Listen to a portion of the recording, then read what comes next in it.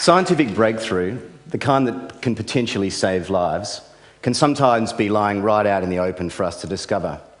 In the evolved, accumulated body of human anecdote, for example, or in the time-tested adaptations that we observe in the natural world around us.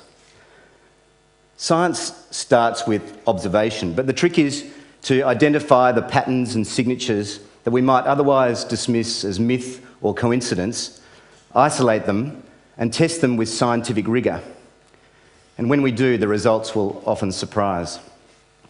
Western Australia has had a particular problem with shark attacks over the last 3 years, unfortunately and tragically culminating in 5 fatal shark attacks in a 10-month period during that time. But Western Australia is not alone in this. The incident of shark engagements on humans is escalating worldwide. And so it's not surprising perhaps that in July of this year, Shark Mitigation Systems, in collaboration with the University of Western Australia Oceans Institute, made an announcement which captured the attention of the worldwide media and of ocean users worldwide. And that was around the development of technology to mitigate or reduce the risk of a shark attack based on the science of what sharks can see. And I have for you today the journey, the story of that journey, but also the notion that science can be as powerful as a translator as it can be for invention. When we began this process, we were looking to, it was about 3 years ago, and we just had the first 2 fatal shark attacks in Western Australia. And by chance, in a previous role, I happened to be having dinner with Harry Butler. Now, Harry Butler, whom most Australians would know as a famous naturalist, had spent a lot of time in the marine environment.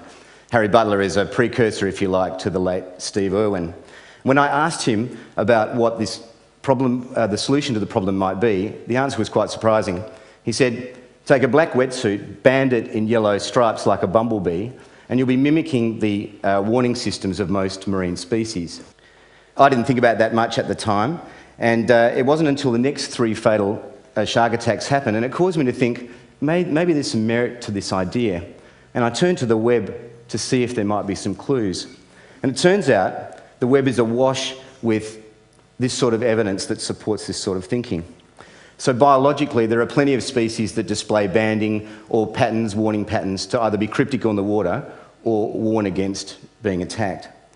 Not the least of which is the pilot fish, which spends a big slab of its life around the business end of a shark.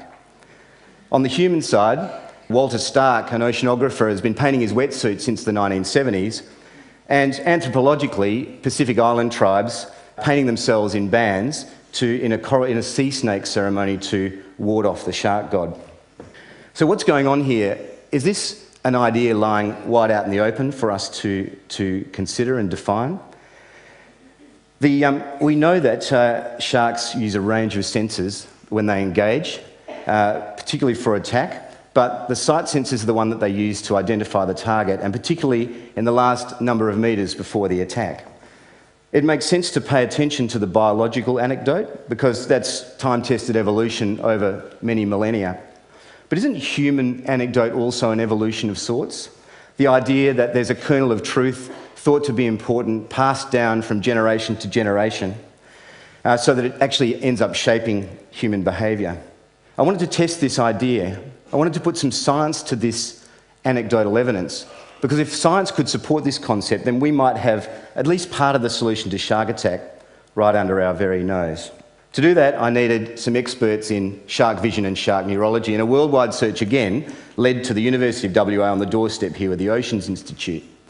And Professor Nathan Hart and his team had just written a paper which confirms that predatory sharks see in black and white, or grayscale. So I called up Nathan, a little bit sheepishly actually, about this idea that maybe we could use these patterns and shapes to produce a wetsuit to try and mitigate the risk of shark attack. And fortunately, he thought that was a good idea. So what ensued is a collaborative bit of research supported by the West Australian State Government. And we did 3 key things. The first is that we mapped the characteristics, the physical characteristics of the eyes of the 3 main predatory sharks, so the great white, tiger and bull shark. We did that genetically and we did that anatomically. The next thing we did was to understand, using complex computer modelling, what that eye can see at different depths, distances, light conditions and water clarity in the ocean. And from there we were able to pinpoint two key characteristics: what patterns and shapes would present the wearer as hidden or hard to make out in the water, cryptic, and what patterns and shapes might provide the greatest contrast but provide the greatest breakup of profile so that that person wasn't confused for shark prey or shark food. The next thing we needed to do was to convert this into wetsuits that people might actually wear. And to that end, I invited Ray Smith, a surfer, industrial designer, wetsuit designer, and in fact the guy that designed the original Quicksilver logo, to come over and sit with the science team and interpret that science into aesthetic wetsuits that people might actually wear. And here's an example of one of the first drawings. So this is what I call a don't eat me wetsuit. So this takes that banding idea. Is highly visible, provides a highly disruptive profile, and is intended to prevent the shark from considering that you would be ordinary food and potentially even create confusion for the shark.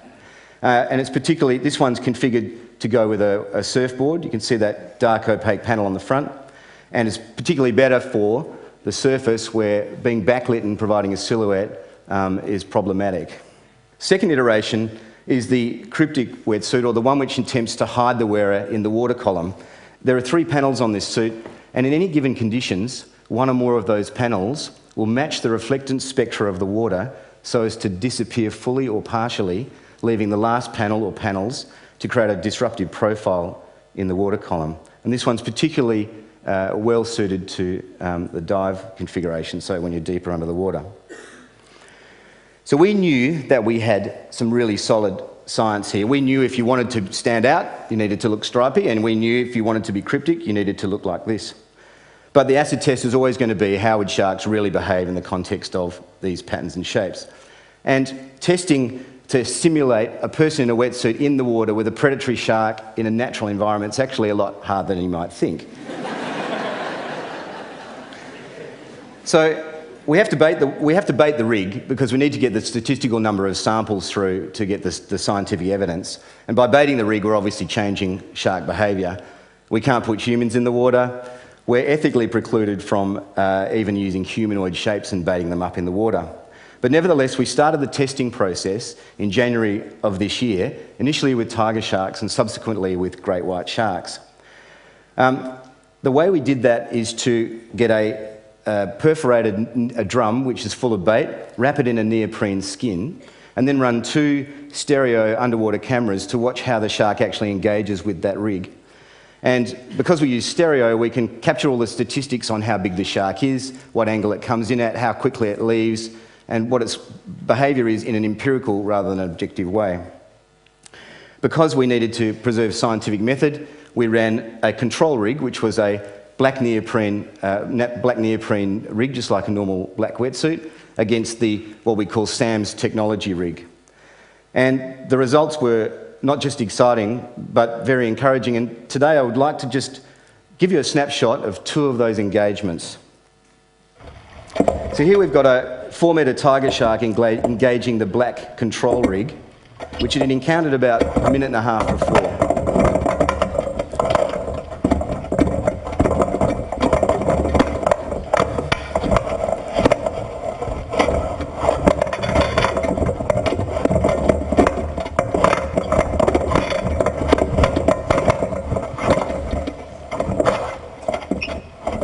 Now that exact same shark had engaged or encountered this SAM's rig, which is the Elude SAM's rig, about 8 minutes before and spent 6 minutes circling it, hunting for it, looking for what it could smell and sense but not see, and this was the final engagement. Great white sharks are more confident than the tigers, and here you see a great white shark engaging a control rig, so a black neoprene wetsuit, and going straight to the bottom, coming up and engaging. In contrast to the SAM's technology rig, this is the banded one, where it's more tactile, it's more investigative, it's more apprehensive and shows a reluctance to come straight in and go.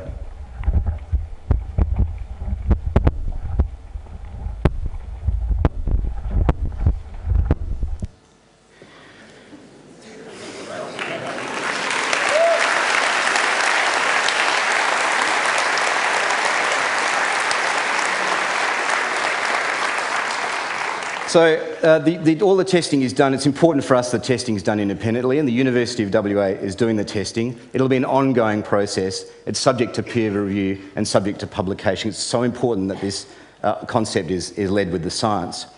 From the perspective of shark mitigation systems, we're a biotechnology licensing company, so we don't make wetsuits ourselves. We'll license others to do that. But I thought you might be interested in seeing what Sam's technology looks like embedded in a wetsuit, and to that end, for the first time live, worldwide, I can show you what biological adaptation, science and design looks like in real life. So I can welcome Sam the surfer from this side. Where are you, Sam?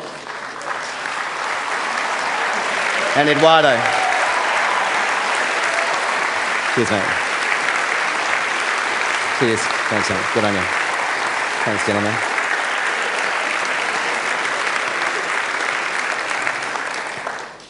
So what have we done here? Well, to my mind, rather than take a blank sheet and use science as a tool for invention, we've paid attention to the biological evidence, we've put importance to the human anecdotal evidence, and we've used science as a tool for translation. Translation of something that was already there into something that we can use for the benefit of mankind.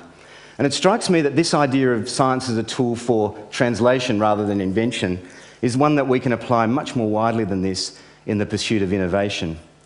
After all, did the Wright brothers discover manned flight, or did they observe the biological fact of flight and translate that mechanically, replicate it in a way that humans could use?